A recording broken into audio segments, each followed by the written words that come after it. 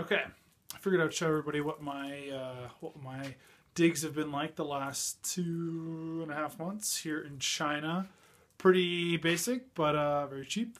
So yeah, here's my bed, and there's like a little nook right there, and there's a little window out there to the road, which we'll go out to in a second.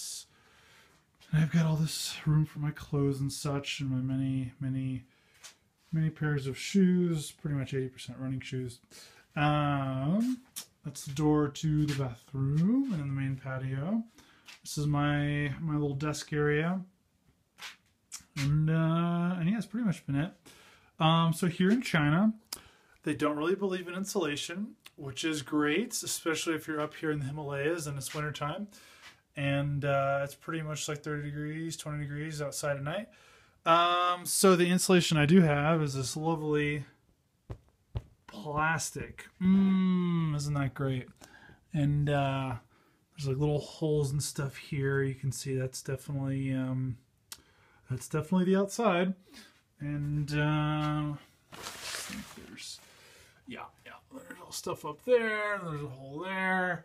It's kind of funny when the wind blows. Sometimes my curtain blows on the inside. So when the wind blows outside, the inside curtains move. And it's the same over here as well. It's like this little plastic.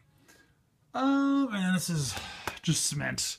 So here in China, like pretty much, actually I haven't seen wooden houses. This is an old house, but usually it's just cement, and that's it. It's like a concrete block. So they don't put insulation in, and yeah, drafty's a soft word to use.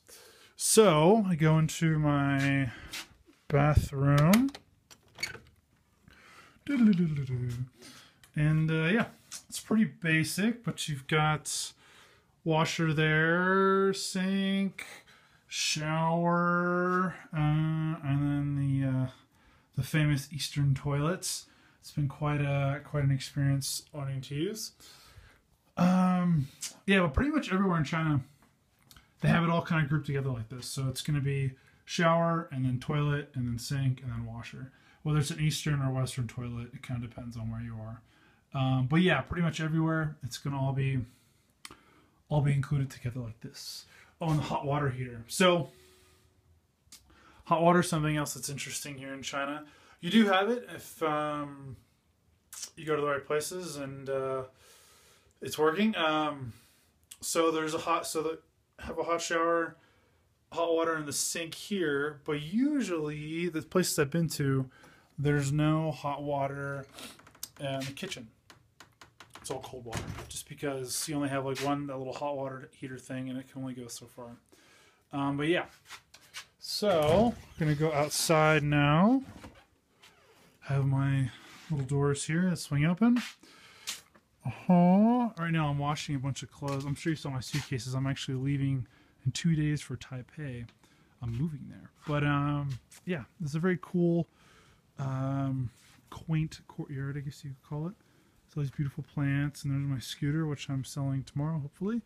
My landlord, she loves all these little garden plants and stuff. So there's a giant pot tree right there. There's Hebao, this very cute, sweet doggy that hangs out here sometimes. In the kitchen, very basic, but kind of has everything you could want except for a refrigerator.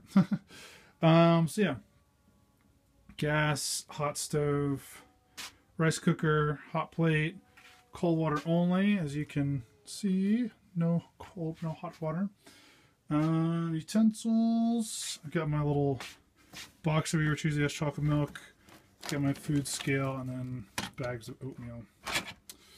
Yeah, all these little Chinese spices, and yeah, so there's no refrigerator, which I think would be a problem, but it's kind of worked out. Pretty much everything we make is fresh. My landlord, she makes dinner every night, which is awesome. It's super cheap. She charges me like 10 kwai, which is 1.6 US dollars. So if I have dinner here, but it's delicious. There's always rice and like a soup and a vegetable and a meat and that kind of thing. And if something does need to be saved, it's actually pretty fucking cold in here at night. It'll get down to the 20s or 30s, so it'll stay good for another day or two. What else? What else? What else? That's pretty much it for the kitchen. So yeah, this is a cool little cactus plant. You can actually eat some of the. You can eat some of the parts of it. So this is a really tasty little fruit right here. I wish I could tell you the name of it. I have no idea. I can't remember. But yeah, you basically eat like a kiwi. Just cut off the outside and you can eat the inside. And you can also eat the inside of this too. It's nice. Yeah, the pot plant's interesting. So pot's definitely illegal in China, but here in Lijiang, it's like it grows everywhere just kind of naturally, and the farmers and stuff use like the hemp seeds and the parts of the plant for making shit or whatever. So the government's just like, yeah, whatever, and they don't really care. It's just kind of one of the things with China. You can kind of, oh, so sleepy. Just kind of one of the things with China. You can like, just kind of get away with stuff, I guess. It's kind of a big discussion about saving face and all that good stuff about the culture. But I mean, well, something like growing pot or driving on the wrong side of the road or whatever it might be, it's like no one really cares until it's until it is a problem. So maybe one day